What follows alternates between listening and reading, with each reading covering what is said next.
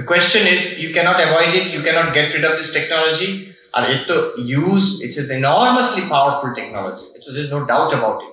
Only question is how to manage the technology. এটাকে manage করা আমরা এখনো শিখিনি। কিন্তু আমরা এই আলোচনা হচ্ছিল আমেরিকাতে, ওখানে যে বাবা মাদের সঙ্গে এর এফেক্টটা আমরা আগামী 20 থেকে 25 বছরে দেখবো। এই জেনারেশন যখন, তোমাদের থেকে ছোট যারা, তারা যখন বড় হয়ে যাবে, তাদের কি হবে।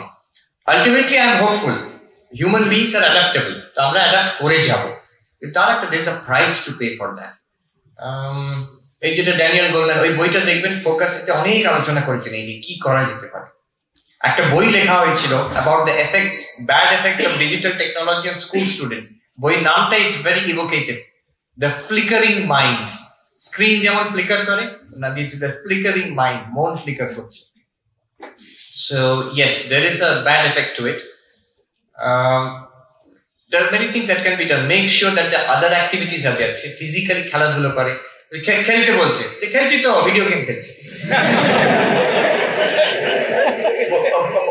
বন্ধুদের সঙ্গে মেশামেশি করো, মিশছি তো, ফেসবুকে মিশছে। তো এই জিনিসগুলো, ফিজিক্যাল অ্যাক্টিভিটি, ফিজিক্যাল কন্ট্যাক্ট, এগুলো যাতে হারিয়ে না ফেলে।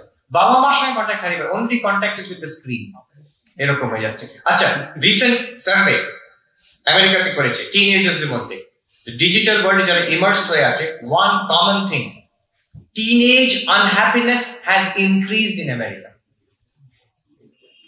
বলছে যে 80 দশকে 90 দশকে যারা টিনেজার, 16, 17, 18 বছর বয়স, আমেরিকাতে হচ্ছে 16 বছর বয়সে একটা বড় ইম্পর্টেন্ট ঘটনা হয়, তাদের গাড়ির লাইসেন্স পায়, গাড়ি চালানো। তো এটা একটা বিরাট বড় ওদের কাছে ব্যাপার। স্কুল থেকে শিখিয়ে দেয়, টেস্ট হয়, সবাই গাড়ি চালাতে পারবে 16 বছর পর থেকে।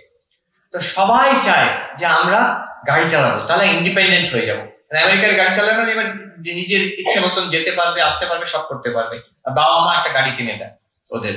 তো এখন কিন্তু আর নয়, বলছে অ্যামেজিং থিং, এই রিসেন্টলি লাস্ট ফিউ ইয়ার্স দেখা যাচ্ছে যে বাবা মা ছেলে মেয়েদের বলছে, শিখবি না, হবে, স্কুল যাবে কি করে, তুমি ছেড়ে দেবে আমাকে স্কুলে।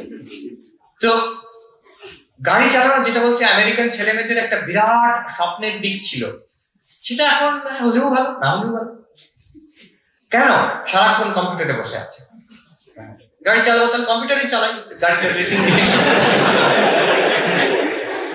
তো আনহ্যাপিনেস হ্যাজ ইনক্রিজড বিকজ এটা রিসেন্ট সার্ভে, টিনেজ আনহ্যাপিনেস, সারাদিন দিনে 8 ঘন্টা 9 ঘন্টা 10 ঘন্টা বসে আছে কম্পিউটারে কিংবা স্ক্রিনে, আর ওভারঅল রেটিং, তাতে কি সুখ বেড়েছে, মনের শান্তি বেড়েছে? না, জেনারেল রেটিং গত 10 বছরের তুলনায় আনহ্যাপিনেস, দুঃখ বেড়ে গেছে, মানুষের মনে কষ্ট বেড়ে গেছে বাচ্চাদের।